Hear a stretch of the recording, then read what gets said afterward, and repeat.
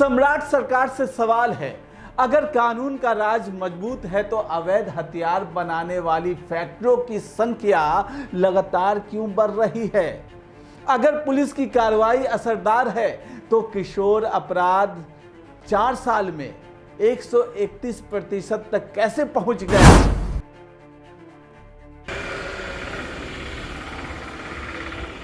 अगर किसी राज्य की कानून व्यवस्था को समझना हो तो सबसे पहले उसके अपराध के आंकड़े देखिए।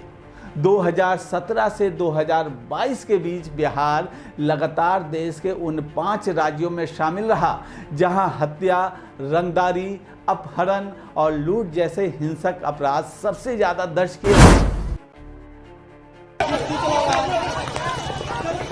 पटना राजधानी, जहां हजारों छात्र हर साल पढ़ने आते हैं, लेकिन कोचिंग, हॉस्टल और लॉज वाले इलाकों में मोबाइल छिनतई, बाइक चोरी और गैंग विवाद में नाबालिगों की मौजूदगी लगातार बढ़ रही है।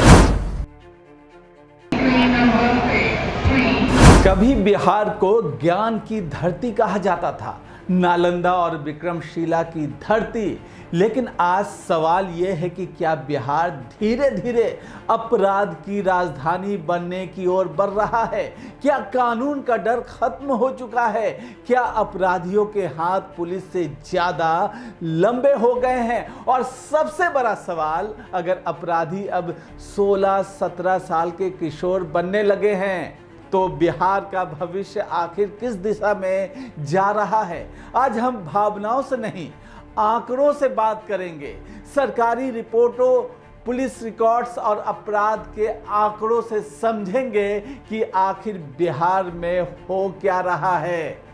कहा जाता है कि किसी भी सरकार की सबसे बड़ी पहचान उसकी कानून व्यवस्था होती है, लेकिन सवाल है, अगर सड़कों पर अपराध का डर हो, अगर अवैध हथियारों का कारोबार खुलेआम फैल रहा हो, अगर अपराधियों की उम्र घटकर 16-17 साल रह जाए, तो क्या इसे सुशासन कहा जा सकता है?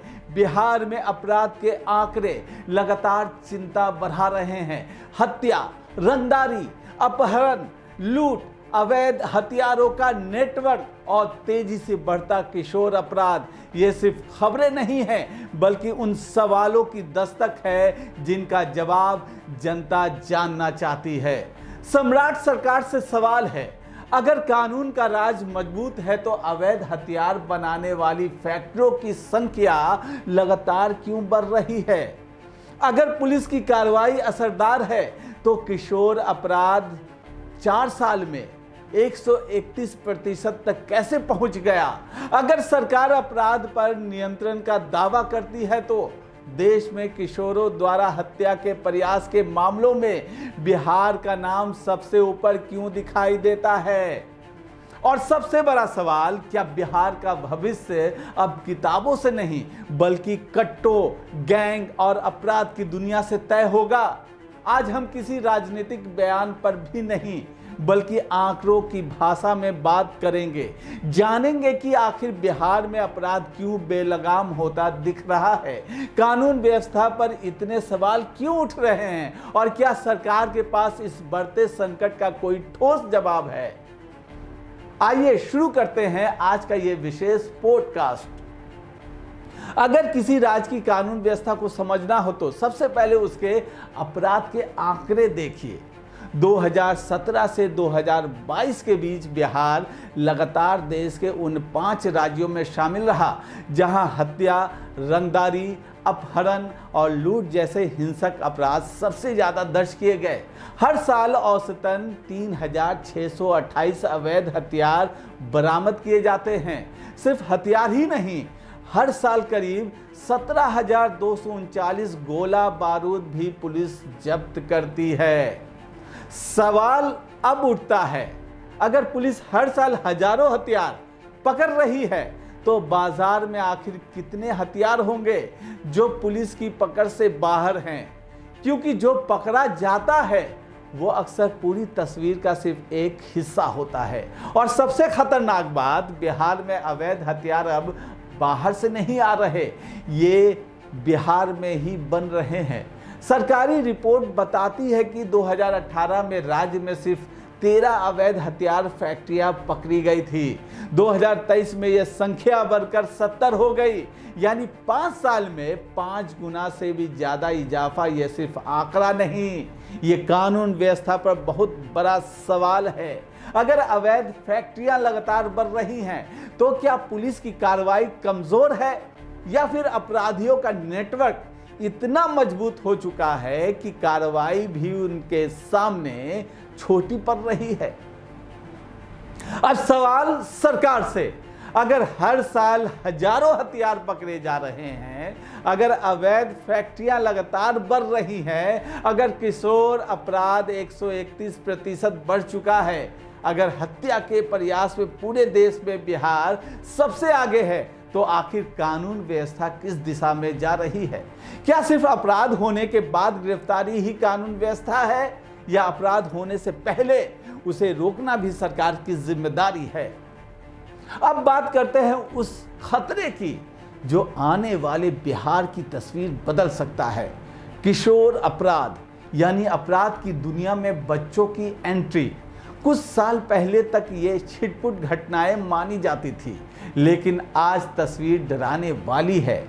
एनसीआरबी और राज्य स्तरीय आंकड़ों के अनुसार 2021 में बिहार में 2180 जुवेनाइल अपराध दर्ज हुए।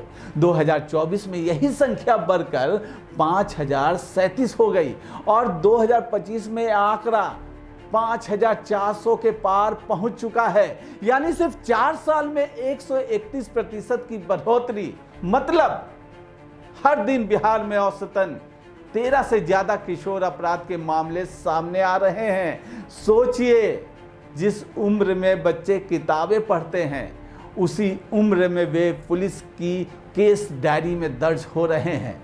और अपराध भी छोटे मोटे अपराध नहीं।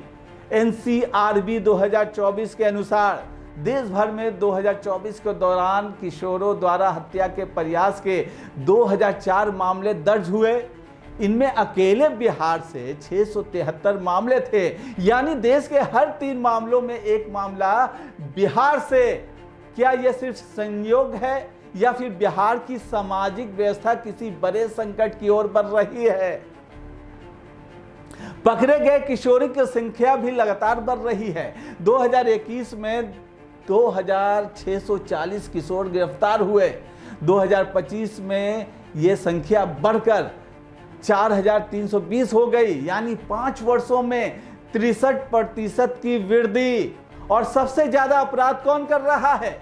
16 से 18 साल के किशोर। इनकी हिस्सेदारी 77.7% है, जबकि 12 से 16 वर्ष आयु वर्ग की हिस्सेदारी 22.3% है। यानी अपराध की दुनिया का सबसे सक्रिय चेहरा स्कूल और इंटर कॉलेज की उम्र के बच्चे हैं। पटना पुलिस कहती है, सोशल मीडिया, ऑनलाइन गैंग, जल्दी पैसा कमाने की चाह, महंगे मोबाइल, स्पोर्ट्स बाइक और ब्रांडेड कपड़ों का शौक कई किशोरों को अपराध की तरफ ढकेल रहा है।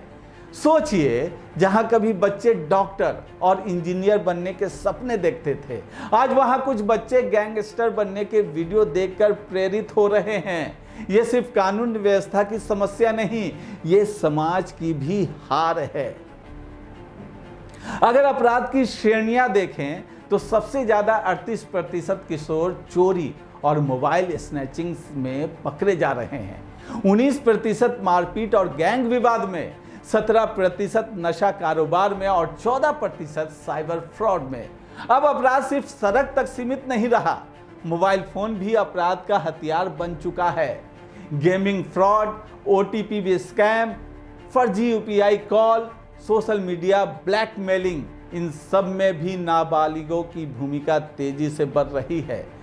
और अगर बिहार का सबसे बड़ा हॉट स्पॉट पूछा जाए तो जवाब है पटना, राजधानी, जहां हजारों छात्र हर साल पढ़ने आते हैं, लेकिन कोचिंग, हॉस्टल और लॉज वाले इलाकों में मोबाइल छिनतई, बाइक चोरी और गैंग विवाद में नाबालिगों की मौजूदगी लगातार बढ़ रही है।